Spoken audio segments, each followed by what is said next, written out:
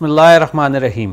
अस्सलाम वालेकुम नाजरीन, मैं हूं चौधरी आमिर शहजाद और आप देख रहे हैं आकाश टीवी। नाजरीन, इंसान के पास जितना बड़ा ओहदा होता है उसकी इतनी ही ज्यादा जिम्मेदारी होती है, और अगर कोई नाअहल इंसान मसनद इक्तदार पर बैठ जाए तो उस कौम को उसके गलत फैसलों से होने वाले बड़े बड़े नुकसानात से अल्लाह ही बचा सकता है। आज हम एक बड़े मुल्क की बड़ी कौम के एक बड़े लीडर की बड़ी गलती के बारे में आपको बताएंगे, मगर इस वीडियो के बाकायदा आगाज से पहले चैनल पर नए आने वाले दोस्तों से गुजारिश है कि वो मेरे यूट्यूब चैनल आकाश को सब्सक्राइब करते हुए साथ मौजूद घंटी के बटन को भी दबा दें ताकि मेरी आइंदा आने वाली वीडियोस की नोटिफिकेशन आप तक बर वक्त पहुंच सके। नाजरीन, गलतियां हर इंसान से होती हैं, मगर एक बड़े लीडर की उस गलती के बारे में आप क्या कहते हैं जिसकी एक गलत हिकमत अमली ने उसके अपने ही मुल्क के करोड़ों लोगों की जान ले ली। ये कहानी नहीं बल्कि एक ऐसी डरा देने वाली हकीकत है जिसके खौफनाक अंजाम ने पूरी दुनिया को एक सबक दे दिया कि अल्लाह ताला ने अपनी बनाई हुई किसी भी चीज को बेकार नहीं बनाया। दुनिया में 7 अरब 40 करोड़ की आबादी है, इस तरह खरबों की तादाद में दूसरी मखलूकात भी आबाद हैं। अल्लाह ताला ने ये सारा निज़ाम हयात इंसान की खिदमत गुजारी के लिए बनाया है। अगर गौर से मुशाहिदा किया जाए तो दुनिया में मौजूद हर शय, हर मखलूक अल्लाह ताला की बेहतरीन पैदा की गई अशरफुल मखलूकात यानी इंसान की खिदमत गुजारी में मसरूफ है। चांद, सूरज, तारे, कहकशाएं, हवा, पानी, चरिंद परिंद, गर्ज, कायनात की किसी भी मखलूक को देखें तो वो इंसान को फायदा ही पहुंचाने के लिए अपनी अपनी ड्यूटी पर मामूर है। सूरह लुकमान में अल्लाह ताला फरमाते हैं कि आसमानों में जो कुछ है और जमीन में जो कुछ है हमने तुम्हारे लिए मुसख्खर कर दिया है। लिहाजा अल्लाह के अनामात, अल्लाह की बनाई हुई हर शय की सूरत में इंसान के इर्द गिर्द मौजूद है। यहाँ एक बात समझना जरूरी है कि अगर इंसान अल्लाह की इन तमाम नेमतों से फायदा उठाना चाहता है तो उसे खुद बड़ा बनने के बजाय अल्लाह और उसके रसूल हजरत मोहम्मद मुस्तफ़ा सल्लल्लाहु अलैहि वसल्लम के बनाए हुए सुनहरे असूलों पर जिंदगी गुजारनी चाहिए ताकि वो अल्लाह ताला के लातादाद अनामात व इकरामात का हकदार बन सके। और जो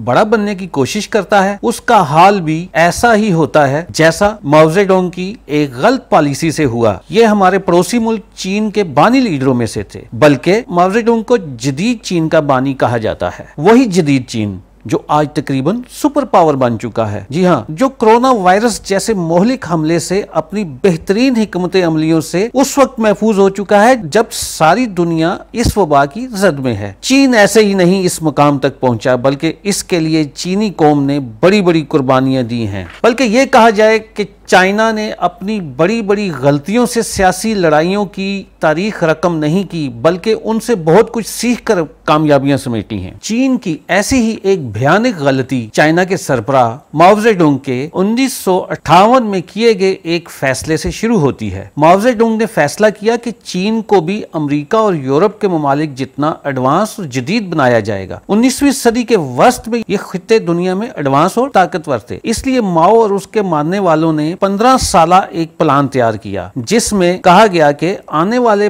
15 सालों में चाइना को इस काबिल बनाया जाए कि वो अमेरिका और यूरोप को पीछे छोड़ दे। माओ चीन का इनकलाबी सदर था, इसकी जहानत की सारी चीनी कौम कायल थी, लेकिन फिर माओ से एक ऐसी गलती हुई कि जिसका खमियाजा पूरी कौम को ही उठाना पड़ा। अमेरिका और यूरोप से आगे बढ़ने की रेस में माओ ने एक मुहिम का आगाज किया। इस मुहिम को द ग्रेट लीप फॉरवर्ड या आगे की जानिब एक अजीम छलांग कहा जाता है। ये माओ ज़ेडोंग की क़यादत में चीनी कम्युनिस्ट पार्टी 1958 से 1962 के दरमियान समाजी और इक्तिसादी मुहिम थी। इसका मकसद तेजी से सनती और इज्तिमाई तब्दीली के जरिए ज़रई मुआशरे की सोशलिस्ट समाज में तब्दील करना था। ये पॉलिसियां एक समाजी और माशी आफत साबित हुई। माओ को नहीं पता था कि उनकी ये मुहिम चीनियों के लिए कितनी तबाहकुन साबित होगी। माओ ये समझते थे कि चीन की तरक्की का राज मुल्क की तेजी से बढ़ती हुई आबादी है, जिसकी बेहतर परवरिश और नशोनुमा की जाए तो आगे चलकर चाइना की तरक्याती कामों में तेजी से आगे बढ़ा जा सकता है। इसलिए उन्होंने चाइना की सरजमीन पर ज्यादा से ज्यादा अनाज उगाने के लिए हुकूमती सतह पर इनकलाबी इक़दाम اقدامات کیے اور ایک ایسی حیران کن مہم کا آغاز بھی کیا جو آگے چل کر کروڑوں لوگوں کی موت کی وجہ بنی۔ اس مہم کا تعلق اللہ تعالیٰ کی بنائی ہوئی 4 مخلوقات سے تھا، جن میں مکھی، مچھر، چوہے اور چڑیا شامل تھی۔ بڑے پیمانے پر اناج اگانے کی انقلابی مہم کے دوران ماؤ نے فیصلہ کیا کہ ان 4 جانوروں کو مارنا بہت ضروری ہے، کیونکہ چائنا کے سائنسدانوں نے ایک ریسرچ کے بعد بتایا تھا کہ ایک ننھی سی چڑیا سال میں 4 سے 5 کلو تک اناج کھا جاتی ہے اور بہت سے پھلوں اور سبزیوں کو خراب کرنے کا موجب بنتی ہے۔ اس لیے اس چڑیا کو مار دیا جائے تو انسانوں کے کھانے کے لیے اناج وافر مقدار میں بچ جائے گا اور اس اناج کو دوسرے ممالک میں بھیج کر اچھا خاصا زرعی مبادلہ بھی کمایا جا سکتا ہے۔ اس لیے ماؤ نے ان معصوم پرندوں کو مارنے کے لیے ایک مہم کا آغاز کیا جس کا نام دی گریٹ اسپیرو ہنٹنگ رکھا گیا۔ یہ مہم ان 4 جانوروں کے لیے ایک جنگ بن چکی تھی، کیونکہ ان معصوم جانوروں کو مارنے کے لیے عام عوام کے ساتھ فوج کا سہارا بھی لیا گیا۔ اس مہم کا سب سے زیادہ شکار معصوم چڑیوں کو بنایا گیا۔ ان کو مارنے کے لیے عوام کو کئی طریقے سکھائے گئے اور انہیں کئی گروپوں میں بانٹ دیا گیا تاکہ زیادہ سے زیادہ چڑیوں کو مارا جا سکے۔ ان چڑیوں کو مارنے کے لیے زور زور سے ڈھول بجایا جاتا تھا تاکہ یہ ڈر کے مارے کہیں بیٹھ نہ سکیں۔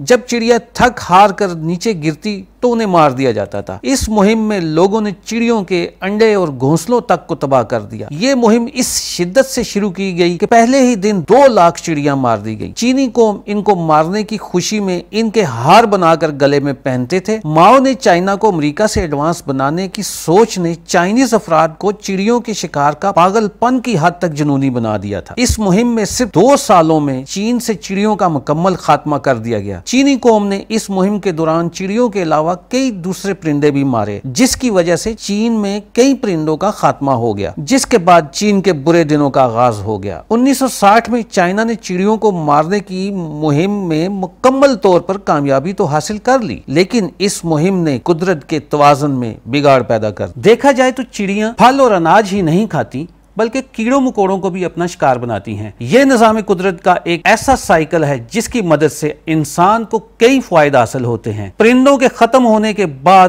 ماؤ کو احساس ہونا شروع ہوا کہ ان سے بہت بڑی غلطی ہو چکی ہے۔ اس مہم نے چائنا کے لیے کئی مشکلات کھڑی کرنا شروع کر دی۔ چڑیوں کے خاتمے کے بعد نقصان پہنچانے والے کیڑے مکوڑوں کی تعداد میں کئی گنا اضافہ ہوا اور ان کی یہ تعداد رکنے کا نام نہیں لے رہی تھی۔ ان حشرات الارض میں ٹڈی دل کو کھانے کے لالے پڑ گئے اور بھوک کی وجہ سے لوگ مرنے لگے۔ جب ماؤ کو اس بات کا احساس ہوا کہ تمام پرندے ٹڈی دل جیسے کیڑے مکوڑوں کو کھا کر قدرتی نظام زندگی کا توازن برقرار رکھتے ہیں تو انہوں نے چڑیوں کو مارنے کی مہم کو فوراً روکنے کا حکم جاری کر دیا، لیکن شاید تب تک دیر ہو چکی تھی۔ چین جیسے بڑے ملک کے بڑے لیڈر ماؤ کو کیا پتا تھا کہ اس نے ایک ننھی اور معصوم سی چڑیا کے منہ سے ایک دانہ چھین کر پورے چائنا کے لوگوں کو ایک عظیم قحط کی دعوت دے دی ہے، اور پھر دنیا نے یہی دیکھا کہ چائنا میں قحط کی وجہ سے لوگوں کی بڑی تعداد موت کا منہ دیکھنے لگی۔ 1958 سے